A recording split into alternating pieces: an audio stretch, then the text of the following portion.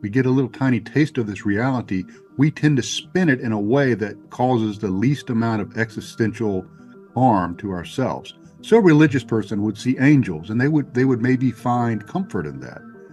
A person that has anxiety about the abduction phenomena may see aliens and would put a very negative spin on that.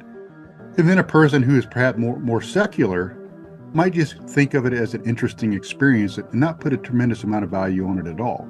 So our own biases, our own culture, our own optics really drive the experience. And there's another theory that we actually project the experiences from ourselves, that we're actually causing this thought form to manifest in a way that's more agreeable on a positive or extremely terrifying on the negative. One of Jacques Vallée's perspectives on this that he shared with J. Allen Hynek as well as Terence McKenna decided the psychedelics into this part of the conversation because it's been viewed from all of it. It is that this is possibly a psychosemantic one. And within that framework, it calls back to what we talked about the subjectivity of this realm in general. Whatever this place is, it's very personal to you.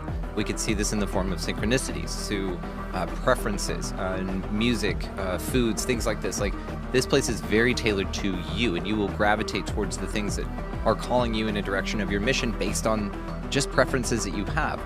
We could see how already your interpretation and experience of this reality, even amongst the myriad of options, is going to be radically different than anyone else. Not because it's different because you have the same things to choose, but what you're attracted to, your experience of those things, why you saw that versus this. These kind of things are fascinating. They seem to play out in very radically different scenarios based on the individual as well. Some people say they had a fantastic time. These people, they heal everyone. They let me drive the craft around. They picked up a bunch of people from a volcano before it exploded and saved all these people. They're here to help us. They tell us that we should be taking better care of the planet. And who knows if the entities themselves were having a rough day? Who knows if the person's interpretation of the experience is radically different than what actually happened? But for whatever reason, had a really bad time with it. And they get traumatized. There is a difference between contact and abduction, and they are viewed that way by the participant, by the occupant. And again, that's subjective in nature. You can either say that you're being taken on a wonderful ride or that they stole you and that you didn't want to go willingly.